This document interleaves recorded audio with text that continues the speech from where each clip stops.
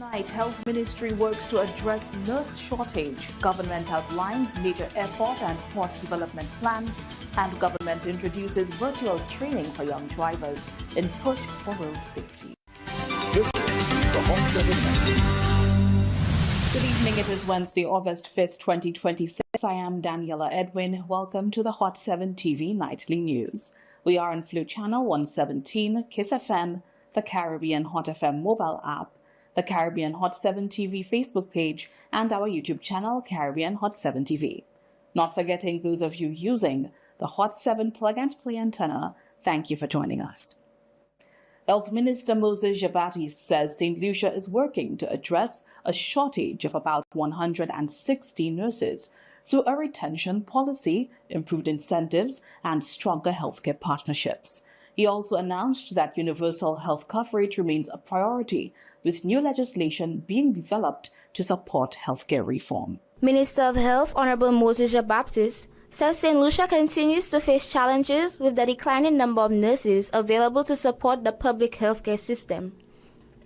He revealed that over the past 2 to 3 years, the island has experienced a shortage of about 160 nurses, with an additional 162 needed to maintain current services. We know in St. Lucia over the last 2 or 3 years our deficit when it comes to nursing it still hovers around 160 nurses in terms of our deficit. We need, just for us to maintain services in the public sector, we need an additional 162 nurses. Nurses continue to migrate, either because of family commitments or because they want to visit other markets just to see how things are, or other reasons, research, study, and therefore we constantly need to refresh our pool of nurses. Plans include the development of a nursing retention policy with improved incentives, along with stronger partnerships between healthcare institutions. He also pointed to collaborations between the Ayanola School of Nursing and local hospitals as an important part of strengthening the healthcare workforce.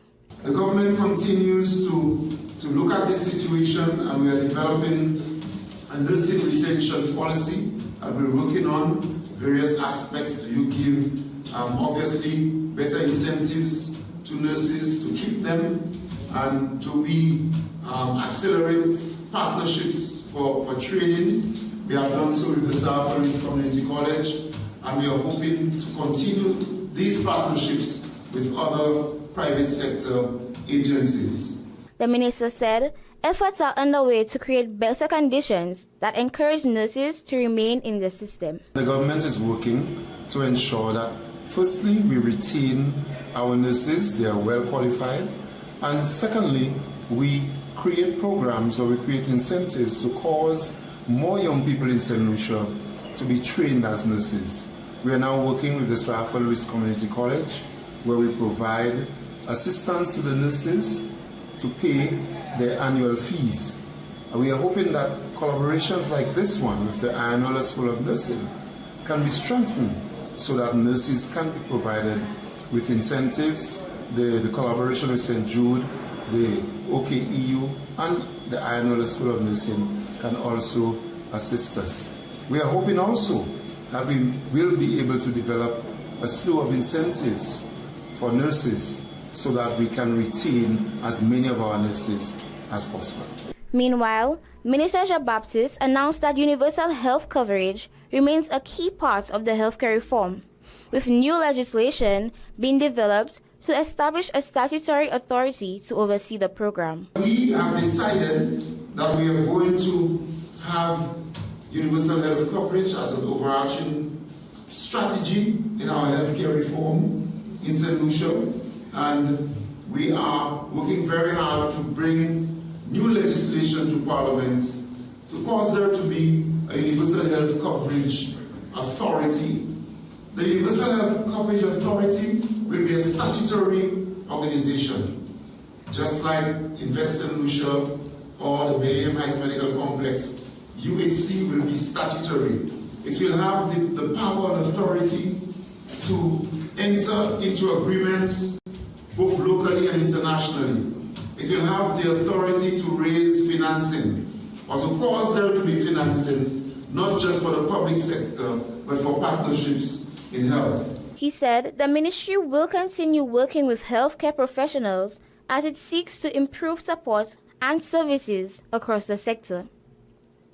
For Hot 7 TV News, I am Ethne Brown reporting. Infrastructure and Ports Minister Sean Edwards says the government plans to complete major projects, including the Hewanorra International Airport redevelopment, a $121 million port castries upgrade, and steps toward a new container port at Cul-de-Sac before the end of its current term. He said the airport project remains on schedule, while plans for a separate container facility aim to ease pressure on port castries and allow it to focus more on cruise operations. Infrastructure and Port Services Minister Sean Edward says several major projects, including a new Hewanorra International Airport, upgrades to the port castries, and plans for a new container port at Cul-de-Sac, are expected to move forward before the end of St. Lucia's Labour Party's current term. Speaking at the party's 5th anniversary victory rally at the Castries Market Steps on July 30th, Edwards said the Hewanorra International Airport redevelopment project remains on track for completion. He revealed that the construction of the airport's new control tower is already 90% complete, with future works planned under the Civil Aviation Technical Cooperations Program, including runway rehabilitation, drainage improvements, and upgraded equipment for airport firefighters. In this term of government, we are going to deliver a brand new Hewanorra International Airport to the people of St. Lucia. The tower is 90% complete. And through a project known as the CATCOP, we will refurbish the runway. We will improve drainage at Hewanorra. And we are going to ensure that the firefighters at that airport have better equipment and a better working environment necessary for airport operations. The minister also announced that the government has signed a $121 million contract with a Dutch company to enhance facilities at Port Castries. However, he acknowledged that the growing demand has created challenges, with the port now having to balance cargo operations alongside increased cruise passenger activity. To address this, Edwards said the government has received parliamentary approval to fund a feasibility study for a proposed container port at Cul-de-Sac. In Port Castries, we signed a contract with a company from Holland, $121 million to improve the conditions on the wharf in Port Castries. But it does not stop there. It does not stop there. Port Castries has become too small to handle containers and cruise passengers at the same time. You know why this is so? Because there is confidence in the economy. There is confidence in the leadership of Philip J. Pierre. And so, a feasibility study. Just recently, we went to the parliament seeking approval to get the monies for a feasibility study pour nous faire un port in Cul-de-Sac qu'on nous mette a container. So, until Kikavini, okay, only where cruise passengers in Port Castries and all the containers will be in Cul-de-Sac. Edwards said that the administration remains focused on completing key development projects before the end of its current term, as it works to improve transportation, trade, and tourism infrastructure across St. Lucia. For Hot 7 TV News, Josiah Bisset reporting. Technical and vocational students in St. Lucia could soon begin driver training before entering a real vehicle. The government plans to introduce driving simulators as part of a wider effort to modernize education and promote safer roads. A major expansion of technical and vocational education is now on government's agenda. Speaking at the St. Lucia Labour Party's Market Steps meeting on Thursday, July 30th, Minister in the Ministry of Education, Danny Butcher, unveiled several initiatives aimed at giving students more practical skills through modern technology and hands-on learning. in preparation for formal driving lessons. Écoutez-moi bien.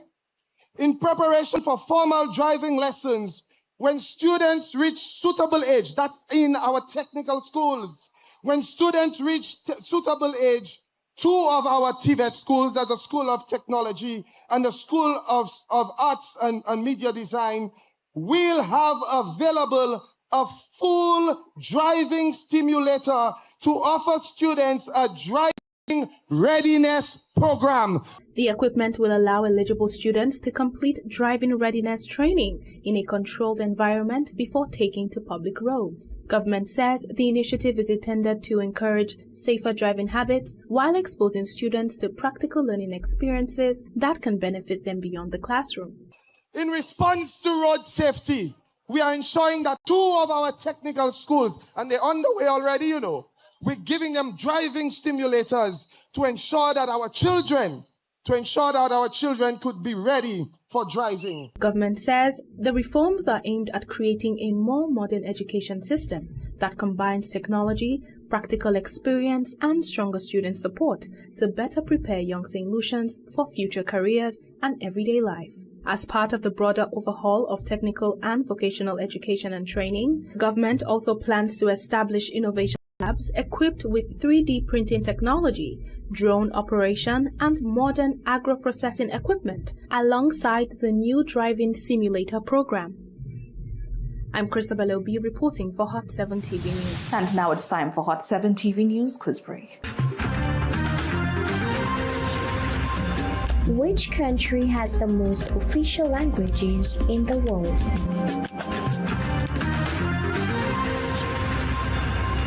Up next, a regional project targets long-term sargassum solutions, and civil society groups discuss St. Lucia's climate action plans. The details to these stories and much more when we come back.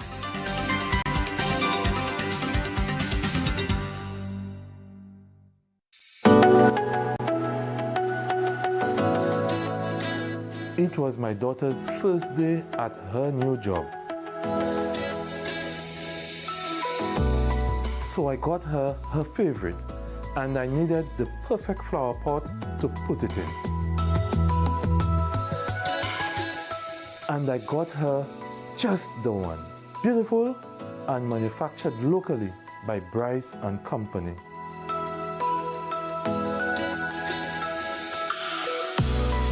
Forever moments, creating lasting beauty from Bryce Plastics. Take a chance. Get your tickets. Place your bets. You can be the next Super 6 jackpot winner of $220,000. Get your tickets today. Mrs. Modest, your business is strong, but this expansion is way too ambitious. We will be far more comfortable with a smaller fees. It's not the business, it's the scale. Maybe reduce the scope? Mrs. Modeste, we love your vision, and we have the right loan product to bring it to life. When your plans are bigger and bolder and others don't see you, BOSL Elite Builders Capital Plus gives you the backing to move ahead with 5% interest, up to 15 years to repay, 20% down, and a credit card of up to $100,000. BOSL Elite Builders Capital Plus, bringing bigger plans to life.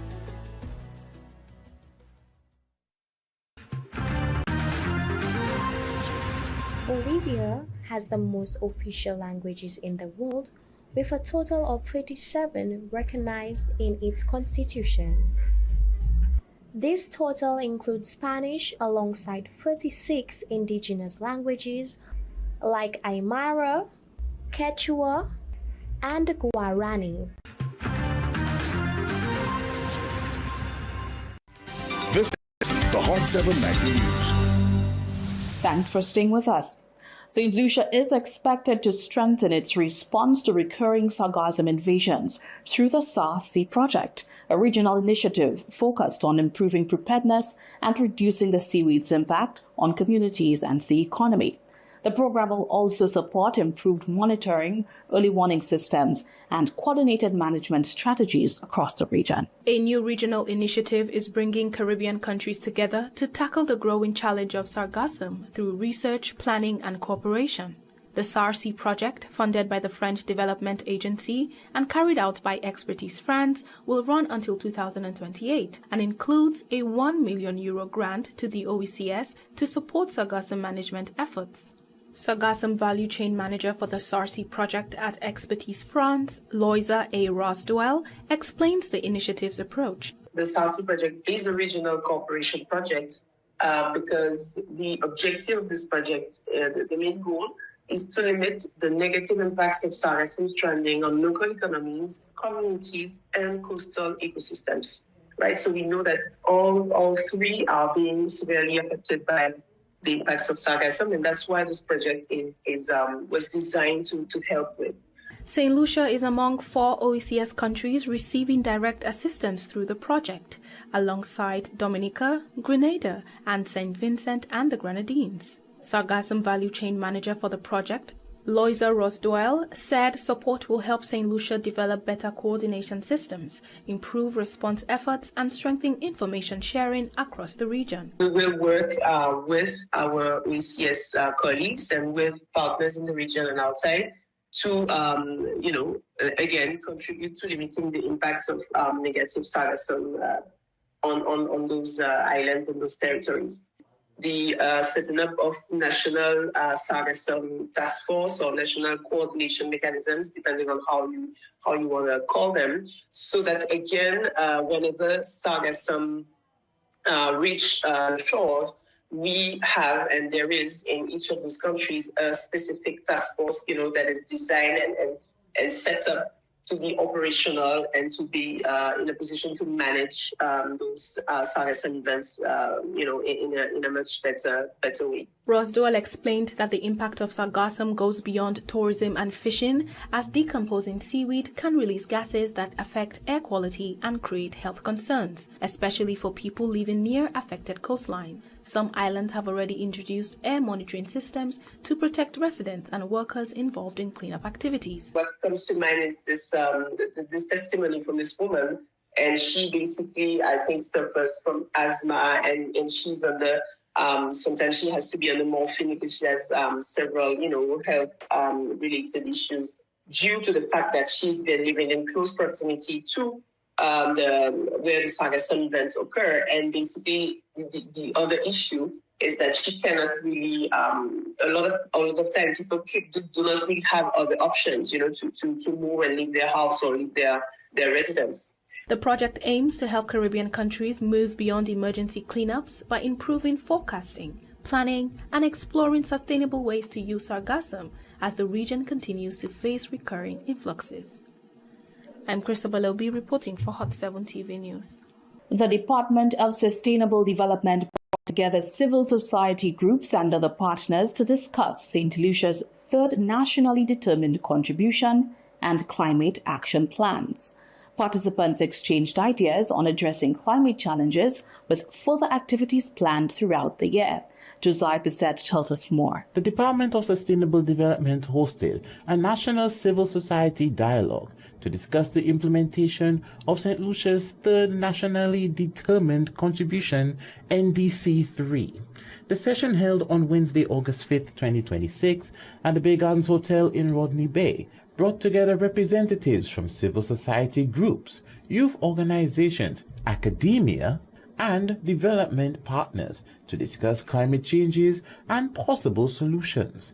Participants shared ideas on developing projects that support St. Lucia's climate goals while addressing the impacts of climate change across the Caribbean. St. Lucia submitted its NDC in February 2025, and now that we've submitted, we're on the road to implementing the NDC to achieve its targets.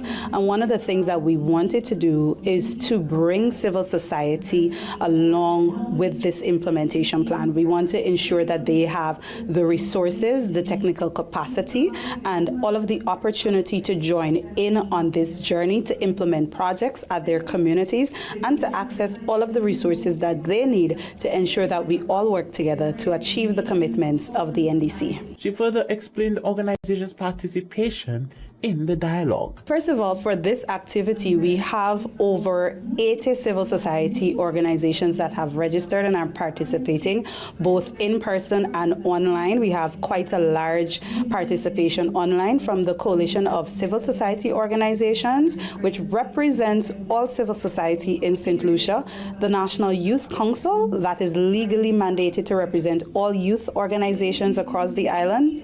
We have the Deaf Association, we have the Blind Welfare Association, we have the Caribbean Youth Environment Network, we have the Fishers Cooperative from Castries, we have CMOS collectives, we have beekeepers. So we have quite a range of civil society organizations. For partners, we have the UNFCCC Secretariat joining us from Germany. We do have the French Embassy from Castries. We have the St. Lucia National Conservation Fund, and we do have the OECS along with CRIF that are joining to provide funding opportunities. Ben explained that the dialogue is the first step in a series of planned activities set to take place later this year as the country continues its climate action efforts. One of the main things we want to do is to strengthen partnership between civil society and government to actually implement projects across the island, as well as building their capacity through the provision of financial resources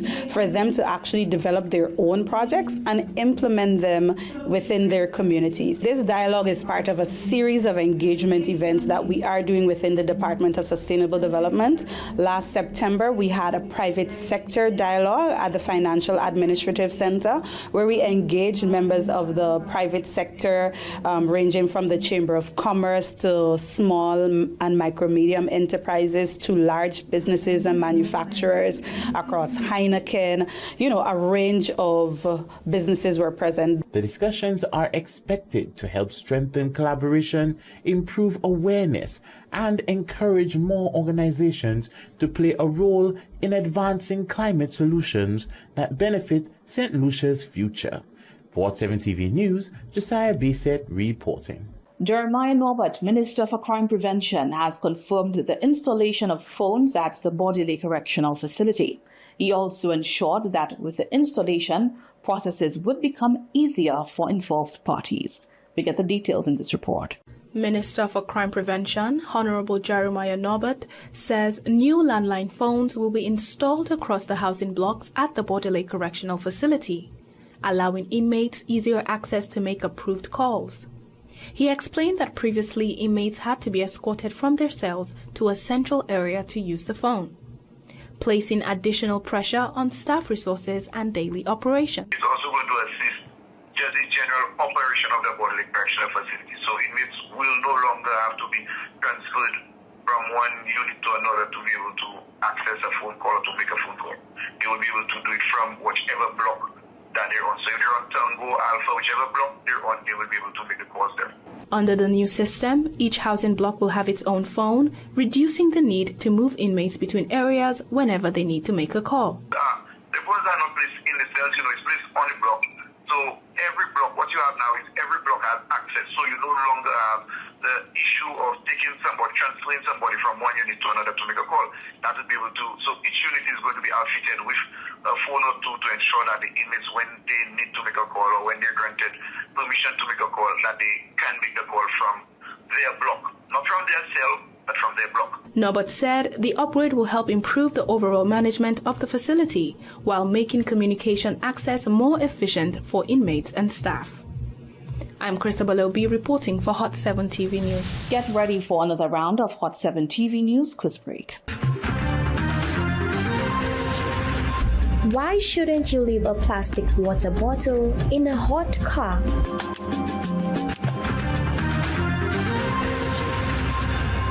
You're watching the Hot 7 TV Nightly News. We'll be right back.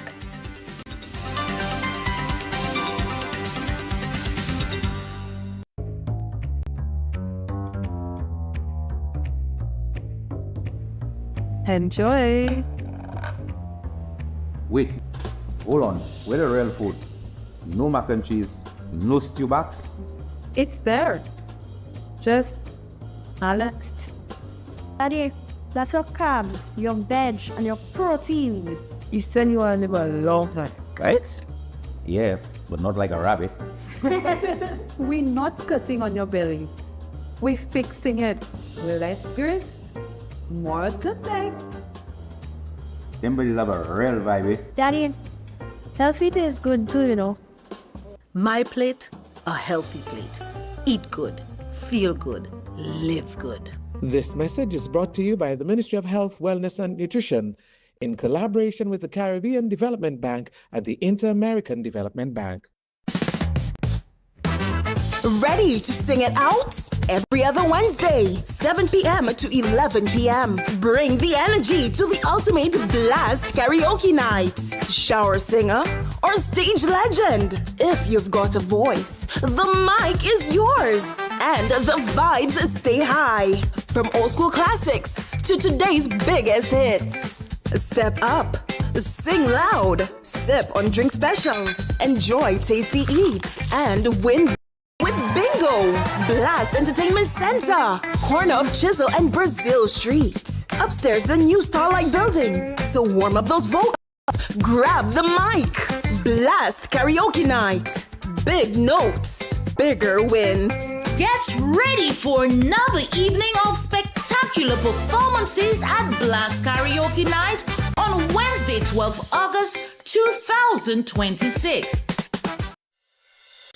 Things are heating up at the National Farmers and General Workers Credit Union Limited. We've got some red-hot deals just for you with 100% financing. Rev up for some excitement with our incredible vehicle loan offer. Building or renovating, we've got you covered. Or pack up for that ideal getaway. This offer won't be available forever. Visit us today and take advantage of this limited time deal. Don't miss out on these fantastic deals with 100% financing. Only at the National Farmers and General Workers Credit Union Limited. We're your friend when you're in need.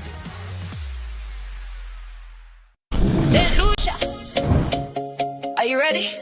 The Kings are back. This August, come experience the excitement of the Republic Bank Caribbean Premier League cricket as the St. Lucia Kings light up the Darren Sammy Cricket Ground. Join us on August 12th, 14th, 16th, 19th and 21st from 7 p.m. Come for the cricket, come for the entertainment, come for the music, the vibes, the food and the unforgettable atmosphere. Bring your friends, bring your family, and wear your King's colors with pride as we defend our home turf. St. Lucia Kings, one nation, one pride. Get your tickets now and be part of the action at the Darren Sammy Cricket Ground. Leaving a plastic water bottle in a hot car can cause the plastic to break down and release harmful chemicals, microplastics, and bacteria into your drinking water. It can also act as a magnifying lens and start a fire on your car seat.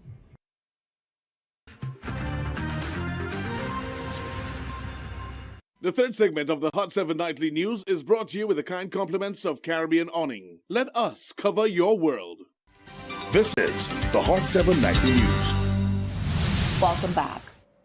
Graphic designer and Acid Creations CEO Ted Sandiford says artificial intelligence is a useful tool that can help businesses create content. But quality design still depends on creativity and the effective use of AI.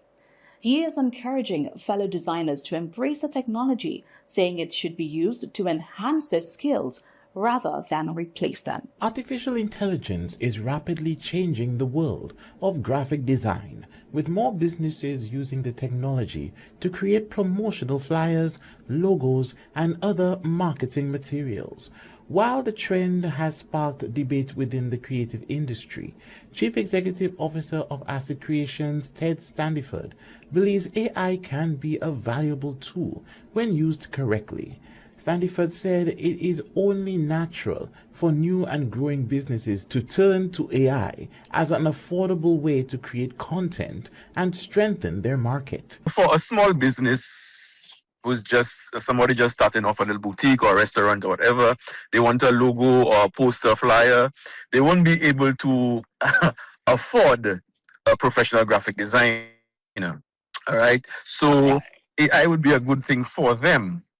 All right. Now, the downside about that is you'd find that the AI generated images and so on, posters, flyers, these things, you'd find that they are very similar. However, he pointed out that producing quality design still requires creativity, experience, and a clear vision, as users must know how to write effective prompts and refine the final product. Now, to get them to look different, you need to, your prompts should be, you need to know about graphic design to give the specific prompts that's needed, right? And a layman would not know what to ask. They would just say, okay, I'm opening a restaurant, my name is, the name of my restaurant is so and so, and then it'll just generate anything for you.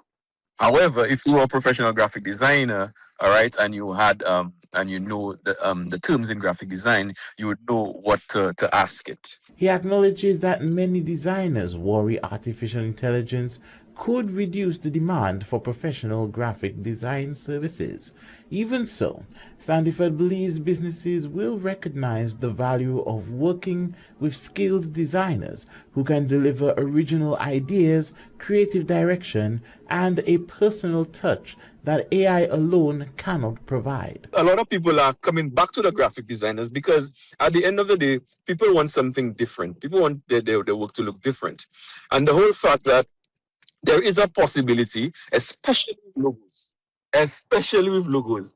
If somebody knows that there is a possibility that somebody will have a similar logo to them, they will come back to the graphic designers, because I have many customers come back to me, right? Because some of the spellings may be off, right? And all how they try to change it, right? They cannot. I had one customer, I saw she posted something, she used AI, and I told her, are you aware that the spelling of that particular thing is wrong? She said, like, yeah, she tried and did so many times already, but that's what it is, so she just posted it anyway. The corporate world still relies on graphic designers because, like I said before, they are professional at what they do, and they know that they will get something that is different, and that's a key term here, different and simple. As AI continues to evolve, Sandiford said that he has also incorporated the technology into his own workflow.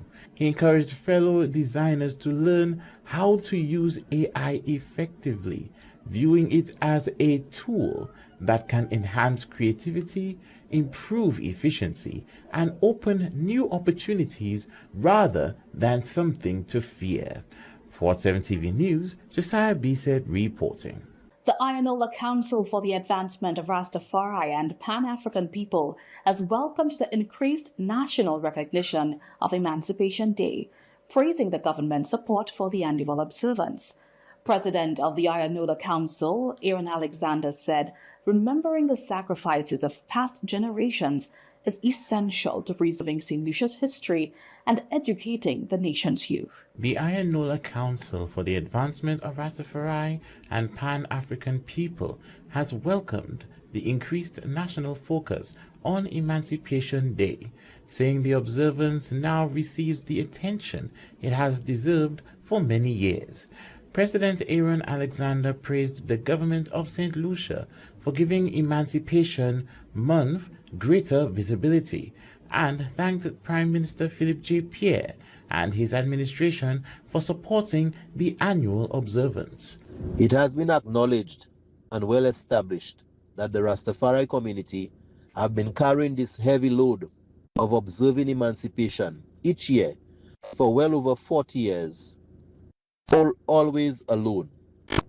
So much so that when people hear of emancipation, they would just dismiss it as just another Rasta thing.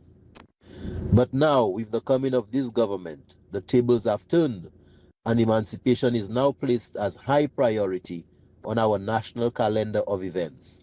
And for this, we say, Jah Rastafari, for the awakening of our people. So we say thank you for the Prime Minister for his address on emancipation as well. Alexander also welcomed the Prime Minister's emancipation message, saying that it is important for St. Lucians to remember the sacrifices made by their ancestors in the fight for freedom. Our people must be constantly reminded of the sacrifices made by our ancestors so that we can enjoy the rights and privileges that we have today. We must be constantly reminded of that. The least we forget and we lose our way and we become traitors to our ancestors. We must never forget, never ever forget. We must remember everything as if it just happened yesterday. From all indications, our people had a glorious Emancipation Day on the 1st of August in VA4. He added that the growing attention given to emancipation helps preserve the island's history and ensures younger generations understand the struggles that shaped the nation. For Hot 7 TV News, Josiah Bisset reporting. St. Lucia's J.D. Emmanuel has advanced to the women's 100-meter semi-finals at the World Athletics Under-20 Championships in Oregon after winning her heat in a personal best time of 11.28 seconds. The University of Texas-bound sprinter continues to build her profile as one of St. Lucia's rising track stars. Chloe Dantes reports. St. Lucia's young sprint sensation J.D. Emmanuel has secured a place in the women's 100-meter semifinals at the World Athletics Under-20 Championships in Oregon 2026 after an impressive performance in the heats. Competing in Heat 2, Emmanuel crossed the line first in a new personal best time of 11.28 seconds, improving on her own previous record of 11.39 seconds set just 1 month ago at the ANOACS Athletics Championships. Well, it's a good start from Hinkson in lane number 4 and on the inside, stepping up, moving really well now. And St. Lucia, Emmanuel's going really strongly. J.D. Emmanuel will take it. She's our first automatic qualifier in heat number 2. She earned an automatic semi-final spot after finishing ahead of Guyana's Hickson, who clocked 11.31 seconds. Representing Team St. Lucia in Oregon, Emmanuel continues to build her reputation as one of the island's brightest young track talents. For Hot 7 News, I'm Chloe Dantes reporting. Stay with us, the weather report is up next.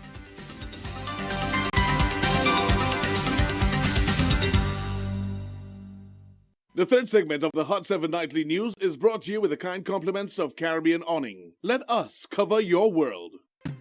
Caribbean Awning. Let us cover your world with products for shade, shelter, and security. Rolling shutters, accordion shutters, roll-up steel doors, residential garage doors, storm panels, PVC cladding, blinds and roller shades, retractable awnings, fixed frame awnings, vertical drops, outdoor roller shades, canopy covers, gazebo covers, tent covers, pool covers, van tops and truck covers, carports, marine products, chair covers and upholstery, commercial umbrellas, banners and signage by Artwork, steel spiral and floating stairs, burglar bars, steel framed furniture, stainless steel cable railing, glass railing, aluminum louvered shade, aluminum fencing, aluminum railings, aluminum gates, estate gate motors, scissors gates, face recognition system, Caribbean Awning. Log on to CaribbeanAwning.com. Looking for the best way to advertise? Stop searching. Hot 7 TV gives you more reach, more impact, and more value. Get your business in front of the right audience and watch your sales soar. Don't miss out. Call 452-6040 today and take advantage of our exclusive advertising packages. Hot 7 TV. Smart advertising for smart businesses. And now for the weather report.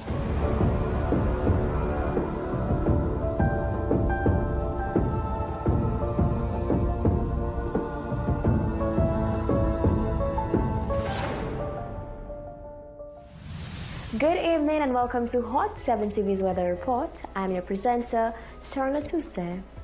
Present weather at Urinary Airport is partly cloudy. Present weather at George F. L. Charles Airport is cloudy. Present temperature at Urinary Airport is 31 degrees Celsius or 88 degrees Fahrenheit. Wind at Yornara Airport is blowing from the east at 14 miles per hour or 22 kilometers per hour. Rainfall in the 24-hour period that ended at 8 a.m. today. At Yornara Airport, 0.1 millimeters. At George F.L. Charles Airport, nil.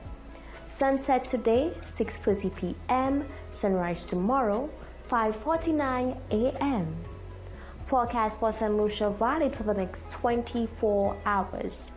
Winds will be blowing from the east near 16 miles per hour or 26 kilometers per hour.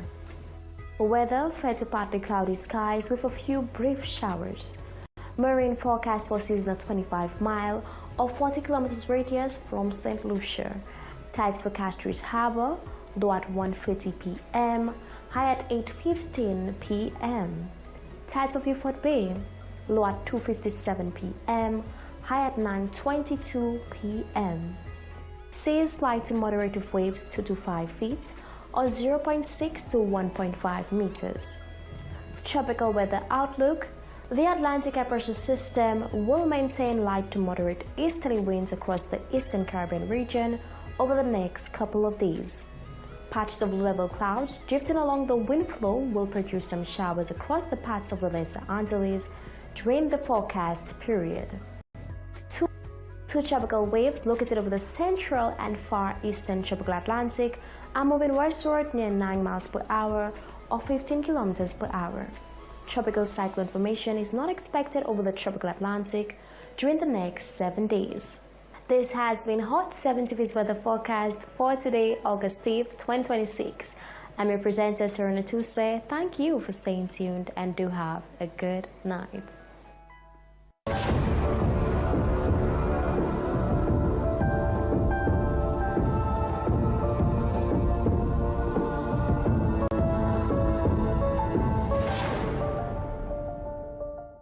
And with that, we come to the end of the Hot 7 TV Nightly News for today, Wednesday, August 5th, 2026. Don't forget to join us tomorrow at midday for our next news major. On behalf of the entire news team, I am Daniela Edwin. Thank you for tuning in and to have a good night.